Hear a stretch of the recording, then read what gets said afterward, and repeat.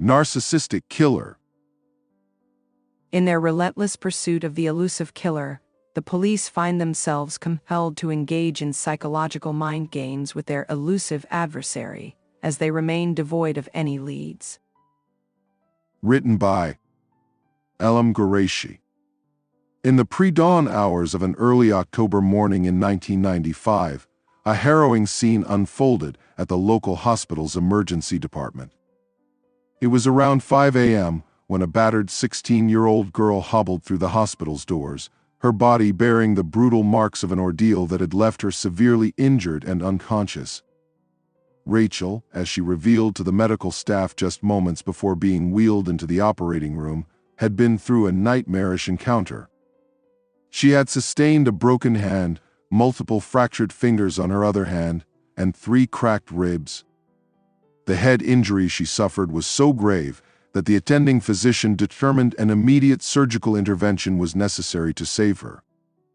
As she regained consciousness in the fleeting seconds before the surgical procedure, Rachel whispered her name to the doctors and nurses who were preparing to take her into the operating room. Her voice trembled, but her determination remained steadfast. Amidst her pain and confusion, Rachel found the strength to share a critical piece of information. She recounted the terrifying events of the night that had led her to the hospital. A vicious assailant had targeted her and her friend Rebecca. Rachel's dire injuries were not just the result of a random act of violence, but part of a larger, darker story that had now left Rebecca's life hanging in the balance. In the tranquil, peace-loving city where they resided, crime was a rarity, and the serene atmosphere belied the events that were about to unfold. The gravity of the situation became evident as the sun began its ascent on that fateful morning. At 7:35 a.m., the city's police force had launched an urgent search operation, and it was during this pursuit that they made a grim discovery. Nestled in a water channel encircling the city, they found the lifeless body of a young girl. A collective gasp of sorrow and shock rippled through the community as the stark reality settled in. The victim, as the heartbreaking revelation unfolded, was none other than Rebecca, a cherished member of their close-knit town. News of this tragic event spread like wildfire throughout the usually tranquil city. The airwaves and newspapers carried the grim headline, casting a heavy shroud over the community. Fear and disbelief gripped the hearts of the residents, for they had never before witnessed such a horrendous crime in their peaceful haven. This shocking turn of events shattered the illusion of invulnerability that had cloaked the city for so long. Now it faced a somber awakening as they grappled with the loss of one of their own and the unsettling knowledge that darkness could infiltrate even the most idyllic of places. Upon emerging from the operating room and regaining consciousness, Rachel courageously recounted the harrowing incident to the police. She revealed that she and her close friend, Rebecca, had taken a taxi back to Rachel's house after attending a party, with plans for Rebecca to spend the night. However, as they were about to settle in, another friend living in their nearby alley invited them to a birthday celebration that was set to continue until dawn. Convinced of the safety of their usual route, Rachel and Rebecca made their way to their friend's house. But their evening took a nightmarish turn when a masked assailant ambushed them. Brandishing a menacing baseball bat, he initially threatened the 2 girls before forcing them behind a thicket, where he subjected them to brutal injuries with the same weapon. As both girls crumpled to the ground, he turned his aggression towards Rebecca. In a desperate attempt to protect her friend, Rachel seized a moment of opportunity and retaliated with a baseball bat. However, the assailant swiftly turned his aggression back towards Rachel, causing her to lose consciousness. When Rachel awoke, the man and Rebecca were nowhere to be seen, leaving her in a state of overwhelming anxiety and despair. In her dire circumstances, she made the agonizing decision to seek help and stumbled to a nearby hospital, where she had just shared her horrifying account with the police. The police determined that 16-year-old Rebecca's cause of death was drowning. It is likely that the perpetrator, in a heinous act, threw her into the canal where the young girl, rendered unconscious, tragically succumbed to suffocation in the water. Disturbingly, signs of assault and sexual assault were evident on Rebecca's body. What perplexed investigators was the forensic doctor's inability to uncover any DNA samples or any other traces, such as fingerprints or bite marks, that could establish a connection to the killer's identity or teeth structure. Indeed, the police were left completely in the dark regarding the murderer's identity. Their only lead was the knowledge that the perpetrator was a man of average weight and height, and there was a possibility that he was white. As the police intensively investigated, meticulously examining every lid and scrutinizing their surroundings, they found themselves increasingly perplexed. Despite their tireless efforts, they remained utterly clueless. The community was gripped with fear and anxiety as the prospect of finding the killer seemed bleak. The authorities were unable to discern whether they were dealing with a cunning serial offender or a remarkably adept criminal, adding to the complexity of the case. The atmosphere within the police station was grim, marked by a sense of helplessness. Their inability to make any headway in the case weighed heavily on Detective Ansari, who bore direct responsibility for its resolution. What compounded his unease was the fact that he had a teenage daughter at home, the same age as Rachel and Rebecca, the victims. This connection made him more than just an ordinary officer. He was consumed by a burning desire to apprehend the perpetrator. In the police station, no one could fathom the anguish of the parents of the innocent victims better than Detective Ansari. The police remained at a loss in their pursuit of the murder case until a man reached out to the police station requesting to speak with Detective Ansari. In chilling candor, the man informed Detective Ansari, "I left Rachel alone that night to escape, but I will return to claim another. I hope you grasp the extent of my cunning. You will never uncover my identity. This wasn't my maiden act of murder, and it certainly won't be my last." Initially, Detective Ansari dismissed the man as another disturbed and bothersome individual, similar to many they had encountered before. However, when the man passed away, he left behind a crucial piece of information: the location of the victim's body. It was at this moment that Detective Ansari became firmly convinced that the man was the murderer himself. The police successfully traced the line from which the killer had made the call. They swiftly mobilized to the location pinpointed by the call: a public telephone situated near a bar just outside the city.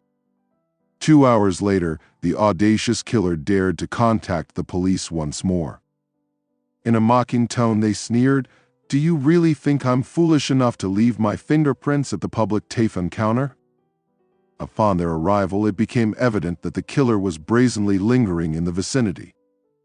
Rather than making an escape, the perpetrator remained within the city, suggesting a disturbing desire to engage in a sinister game with the police. The law enforcement officers promptly conducted inquiries inside the bar, but the patrons unanimously claimed to have not spotted any unfamiliar individual in that particular area. The city was gripped by fear as the killer continued his disturbing taunts. Once more, he infiltrated the airwaves, recounting his interactions with Detective Ansari on a live radio program. His words were laced with arrogance and a cruel sense of amusement, leaving the listeners horrified. After delivering his sinister message, he hung up the phone, leaving an eerie silence in his wake. Families were profoundly affected by the terror. Women and girls found themselves confined within the safety of their homes, shielded from the lurking danger by worried relatives. The community's pressure on the police, intensified by relentless media coverage, reached a boiling point. Detective Ansari, already on edge, found his nerves further frayed. The killer's apparent enjoyment in toying with law enforcement weighed heavily on him. Everywhere he went, discussions revolved around the chilling figure responsible for the city's collective unease. Even teenagers, typically occupied with youthful pursuits, lauded the killer's intelligence, albeit with a disturbing fascination. In the sanctity of their home, the Ansari family found themselves discussing the issue that haunted the city. Farzaneh, Detective Ansari's mother, offered her perspective. Her voice carried wisdom as she said, "You should recognize, my son, that our killer is no ordinary criminal. He is a narcissist. Someone who craves attention and the spotlight. This desire for recognition fuels his actions, making him all the more dangerous." Detective Ansari absorbed his mother's words, realizing that understanding the killer's psychology might be the key to unraveling the mystery and putting an end to the city's nightmare. Determined to bring an end to the reign of terror, he resolved to delve deeper into the mind of this narcissistic killer, hoping that this insight might lead them closer to the elusive culprit. Farzaneh astutely suggested, "Given that the killer revels in playing games, perhaps you should engage him on his own terms." With Farzaneh's background as a retired psychologist, Ansari found himself compelled to seek her assistance. Following this turning point in the narrative, an intricate, covert game of wits commenced between the police and the cunning murderer. In this high-stakes match, the law enforcement had to employ strategic deception, both to shield the public and to outmaneuver the relentless scrutiny of the media, given the delicate and complex circumstances at hand. In a strategic move, the police decided to engage the killer in a psychological game of their own. They reached out to the local TV station, arranging for a high-stakes interview featuring Detective Ansari. On the designated day, Detective Ansari calmly and resolutely appeared on the television screen, capturing the attention of viewers across the city. With an air of authority, he declared, "The individual who called the radio station, claiming to be a murderer, is nothing more than a deceiver. We've already made significant progress in this case. We've apprehended one of the two culprits responsible for the heinous acts of rape and murder against the young girls." With a deliberate pause to intensify the suspense, Detective Ansari continued, "The suspect we've apprehended has confessed to the murder. Shedding light on the gruesome details of these tragic crimes, we are confident that we will soon apprehend the second perpetrator, bringing them to justice as well." During the very same televised interview, the murderer managed to dial the host's number. His voice quivered with rage, and it was evident that anger coursed through his veins as he pointed an accusatory finger at Detective Ansari, alleging deceit.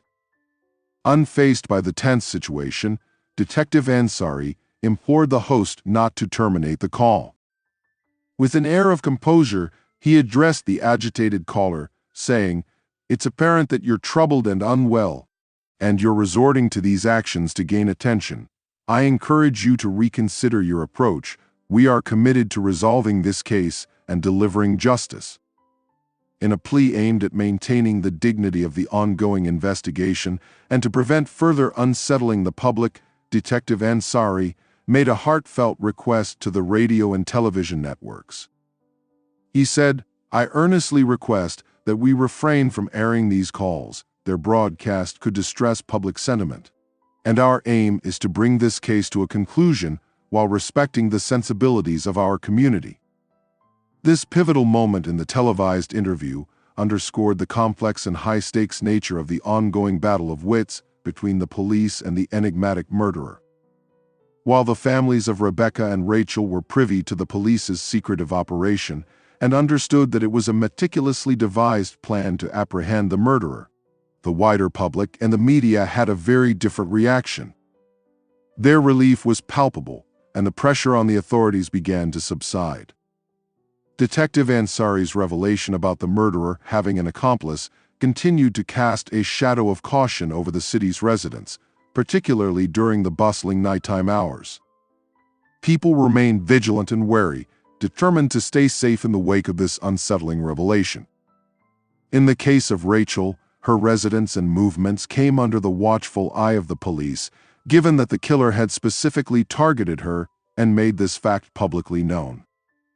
The authorities were taking no chances, and their protective measures extended to ensure Rachel's safety and well-being throughout this complex and harrowing investigation. In the wake of the TV interview, the killer's calls to the police station intensified, each conversation dripping with anger and defiance. He vehemently asserted his sole responsibility for the murders, denying any involvement of accomplices and accusing the police of deceit. Strangely enough, his claims were accurate, adding a layer of complexity to the investigation. Driven by his fury, the killer's conversations started lasting longer than before. During one of these heated exchanges, the police managed to swiftly trace the call to a public phone. Racing against time, the police arrived at the location to find an oversight on the killer's part. His fingerprints left behind in haste. Perhaps in the heat of the moment, he had forgotten to wipe them clean. This oversight provided a significant breakthrough. Simultaneously, the police witnessed a figure hastily retreating to a white Ford parked nearby, swiftly escaping the scene. Now armed with two vital leads, the fingerprints and the owner of the white Ford, the authorities were on the brink of uncovering the killer's identity. As Detective Ansari meticulously analyzed the evidence, a sense of anticipation filled the police station. It was a race against time, a test of wit and agility. The threads of the investigation were weaving a tapestry of truth, inching closer to unmasking the elusive murderer and bringing an end to the city's reign of terror. Detective Ansari found himself grappling with the puzzle presented by these unfolding events. After sharing the latest developments with his mother Farzaneh, she pondered the situation thoughtfully. It occurred to her that if they continued to engage with the killer using a similar approach, he might inadvertently reveal more about himself in the heat of his anger and frustration. This insight from Farzaneh resonated with Detective Ansari, and he recognized the potential in this strategy. They decided to proceed with caution, hoping that by playing on the killer's temper and desire to assert his dominance, they could coax out more information, ultimately bringing them one step closer to closing the case. As the intricate psychological game between the police and the murderer continued, the pressure on the killer to maintain his facade of invincibility began to mount. With each interaction, the net tightened around him, as the authorities methodically closed in on the truth. In the following calls, the killer, seemingly emboldened, boasted that he had deliberately left his fingerprints for the police to find. His arrogance was evident, as he aimed to maintain an air of invincibility. However, Detective Ansari and his team remained vigilant, recognizing the murderer's psychological tactics.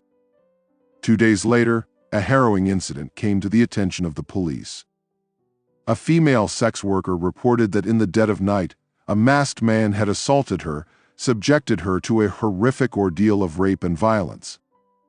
Remarkably, the assailant then brought the woman to a location near the police station, instructing her to report the crime to the authorities. The woman, still traumatized by the experience, provided a crucial detail: the man's vehicle was a white Ford. The following day, the narcissistic killer eagerly awaited the media's announcement of the sexual assault, expecting to see his actions covered extensively. However, to his dismay, no news of the incident was broadcast. It was as if the appalling crime had never occurred. Fuming with anger and resentment, the killer couldn't contain his urge to gloat and assert his dominance. He called the police once again, this time describing in gruesome detail the horrifying ordeal inflicted upon the unfortunate woman. But to his shock, the police responded coldly, asserting that nothing had taken place the previous night. Frustrated and agitated, the killer, who had consistently employed a voice-changing system in his calls, abandoned his disguise this time and used his real voice, erupting into a fit of rage as he yelled at the officer on the other end of the line. This sudden break from his usual protocol hinted at a significant shift in his psychological state, suggesting that the pressure was mounting, and the game between the police and the murderer was taking an unpredictable and increasingly perilous turn. Later that same afternoon, a man parked his white Ford car directly in front of the imposing police station. He ascended the stairs with a demeanor defined by a potent mix of anger and determination. His heart was laden with a heavy burden, as he had come to the police station with a singular purpose: to confess to the heinous murder of Rebecca and his involvement in the torment of other women. The end. Elham Ghoreishi. Be sure to like our content and stay tuned by subscribing.